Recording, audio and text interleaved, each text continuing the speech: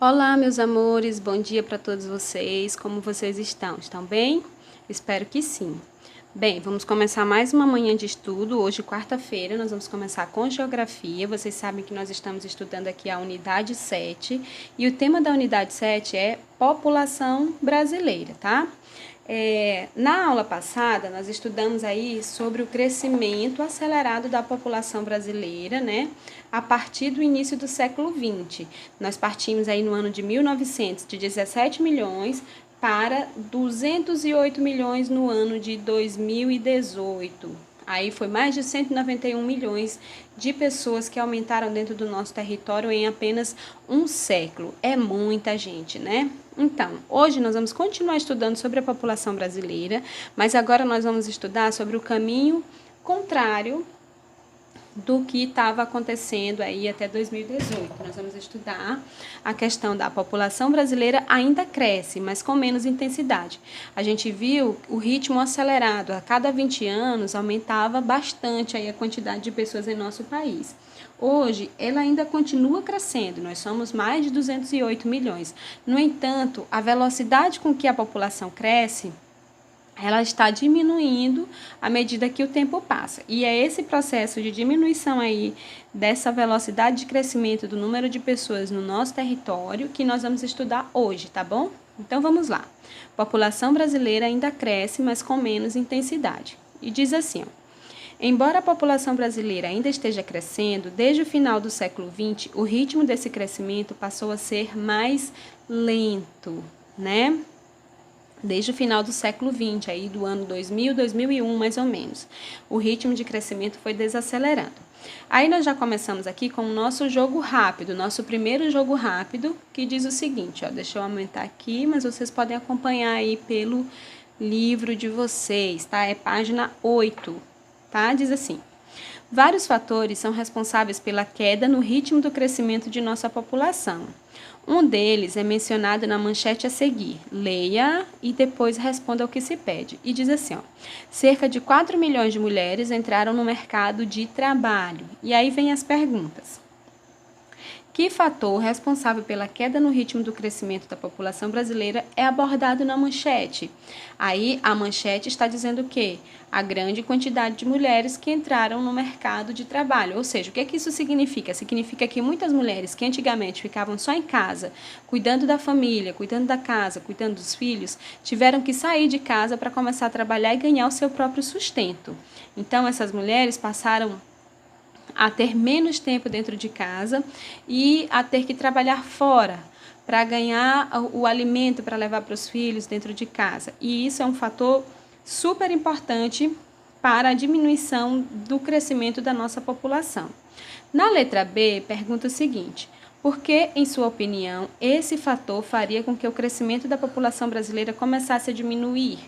Aí isso aqui é uma resposta pessoal. Vocês podem estar pesquisando aí o porquê que vocês acham que a entrada das mulheres no mercado de trabalho fez com que o crescimento da população diminuísse. Logo aqui embaixo diz o seguinte, ó: a partir da década de 1990, as mulheres passaram a participar de maneira significativa do mercado de trabalho. Então, a partir de 1990, as mulheres passaram a trabalhar cada vez mais fora de casa.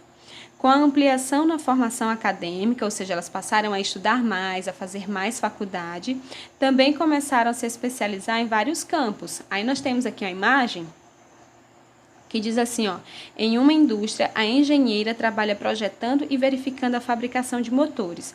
O que isso significa? Por muito tempo, quem saía de casa para estudar, para trabalhar, era o homem.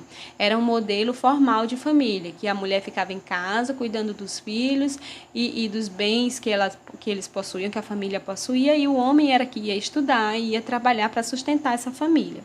A partir de 1990, isso começa a ganhar novas nuances. As pessoas passaram a mudar mais a forma como essa família ficou organizada. Como eu disse para vocês, as mulheres passaram a estudar mais e a ter cada vez mais oportunidades dentro do mercado de trabalho fora de casa.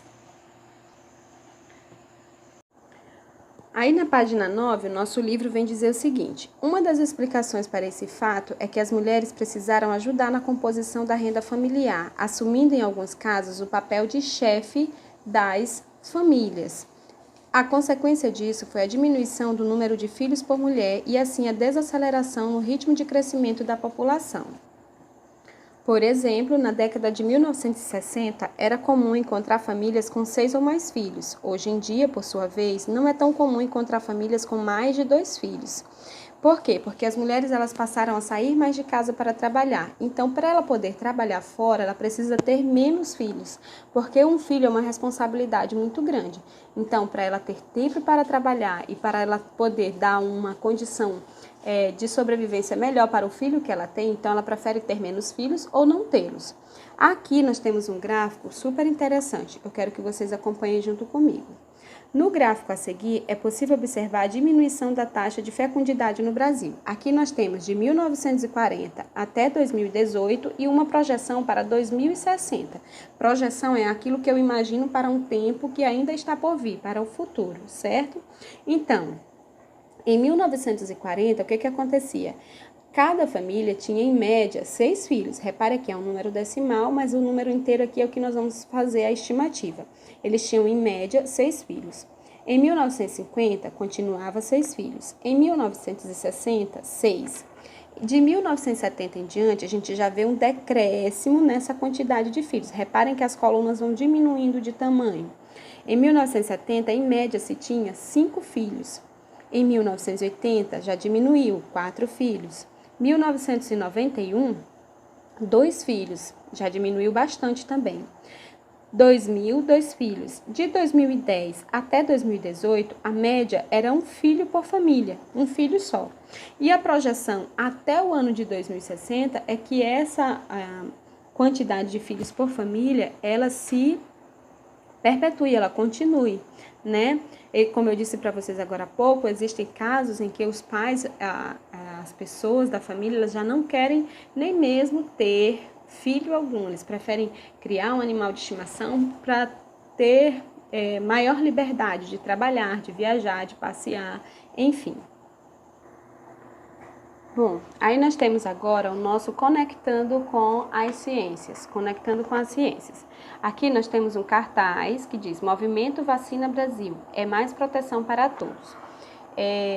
A gente viu na aula passada que a ampliação dos serviços de saúde, né, a evolução da medicina no Brasil fez com que a mortalidade populacional ela passasse a diminuir. E foi um dos fatores, não sei se vocês lembram, que garantia aí o crescimento da população. Né? E diz assim, a ampliação dos serviços de saneamento básico levou à diminuição do número de casos de doenças infecto-contagiosas.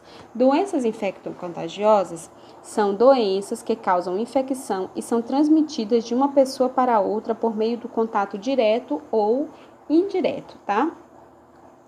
Isso contribuiu para a diminuição das taxas de mortalidade e o aumento da população do país. Antes de tais melhorias, doenças como cólera, tuberculose, tétano e sarampo eram a causa da morte de muitas pessoas no Brasil. Não sei se vocês lembram, mas eu falei para vocês que no início do século XX as pessoas viviam amontoadas nos cortiços. Então, a proliferação de doenças ela era muito fácil, porque as pessoas viviam aglomeradas. Lembrando que naquele tempo as famílias elas eram grandes, elas tinham em média 6 filhos, como o nosso gráfico mostrou. Então, era muita gente num espaço muito pequeno e insalubre, como a gente diz.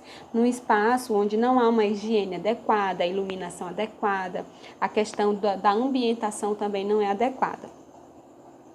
Como forma de conter a expansão dessas enfermidades e garantir a qualidade de vida da população, o governo federal passou, a partir do início do século XX, a implantar regularmente campanhas de vacinação como meio de prevenção de doenças. Em diferentes períodos do ano, são distribuídos nos postos de saúde e em diferentes pontos dos municípios cartazes dos programas de vacinação com a intenção de chamar a atenção da população para a importância das vacinas no controle de diversas doenças. Além dos cartazes, são feitas campanhas publicitárias em rádios e na televisão. É muito comum a gente ver na televisão, na internet, o governo avisando a população acerca da necessidade das pessoas se vacinarem para prevenir diversas doenças que podem causar, inclusive, a morte. Agora eu convido vocês a gente partir aqui para a página 11 do nosso livro, que vai falar sobre a importância do censo demográfico. Nós vamos entender, na verdade, o que é isso. Vocês viram que na aula passada eu mostrei um gráfico do crescimento da população e nessa aula de hoje eu já mostrei para vocês um gráfico que mostra a diminuição da população brasileira. A diminuição da população não, a diminuição no ritmo de crescimento da população brasileira. Mas como é que é feita essa contagem? O que é que eles utilizam para fazer essa contagem? Essa contagem, como é que se dá o nome dela? É exatamente esse censo demográfico, que é uma contagem da população em determinadas regiões ou em todo o país. Já vimos que o Brasil é o 5º país mais populoso do mundo, né? A gente viu lá naquele primeiro mapinha que em 5º lugar está o Brasil. Mas como é feita a contagem da população de nosso país? Como você imagina que ela acontece? A contagem da população é feita por meio do recenseamento, ou seja, de uma pesquisa sobre várias informações referentes à população. De tempos em tempos, o governo, por meio do Instituto Brasileiro de Geografia e Estatística, geralmente de 10 em 10 anos, a gente vai ver essa informação logo aqui abaixo, eles treinam um pessoal, esse pessoal visita de casa em casa todos os brasileiros para saberem quantas pessoas moram naquela casa, quantos trabalham, quantos recebem benefício do governo, quantos estão estudando, quantos não estão, entre outras séries de perguntas que eles fazem para fazer um retrato da população brasileira. A partir dessas informações, eles conseguem juntar as informações e contar quantos brasileiros existem dentro do território nacional.